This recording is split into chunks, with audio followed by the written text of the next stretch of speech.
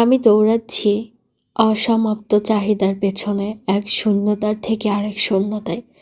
ভেবেছিলাম একদিন পূর্ণ হব, ভেবেছিলাম সব পাওয়া হবে, কিন্তু আজ আয়নার সামনে দাঁড়িয়ে দেখি আমি ফাঁকা।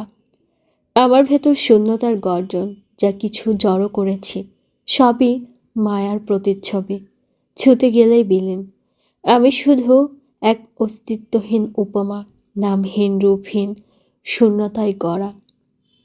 ধীরে ধীরে বুঝতে পারবেন মানুষ আসলে আপন হয় না, স্বার্থ ছাড়া কেউ পাশে থাকে না। নিঃশ্বাস ফুরানোর আগে কোনটা আপনার ভালো হবে তা বুঝতে শিখুন। প্রয়োজনে নিজেকে কঠোর করুন, কারণ পৃথিবীটা সহজ সরল, মানুষের জন্য কঠিন। আমি তোমাকে ভালোবাসি বললেই কি সেটা ভালোবাসা হয়ে যায়? না, ভালোবাসি বললে ভালোবাসা হয়ে যায় না। ভালোবাসা এটা তো শুধু একটি শব্দ।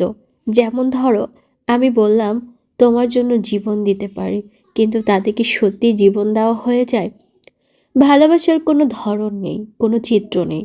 ভালোবাসা প্রকাশ্যে হয় না, ওটা অনুভবেই ধরা দেয়।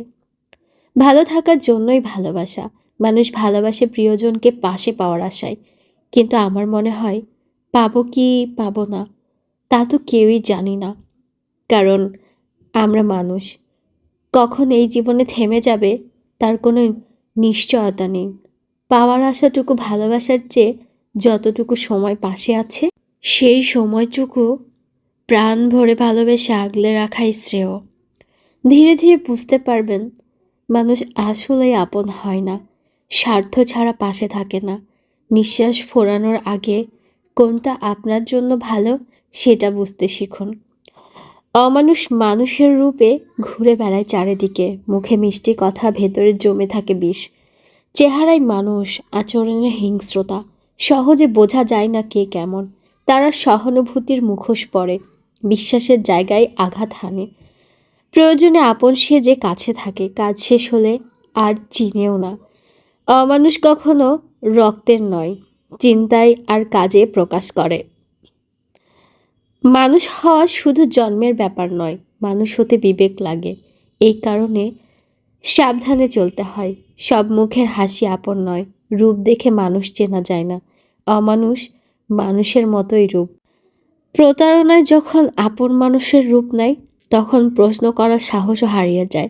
চুপচাপ সহ্য করতে হয় সব কিছু, নিজেকে বোঝাতে হয় বারবার।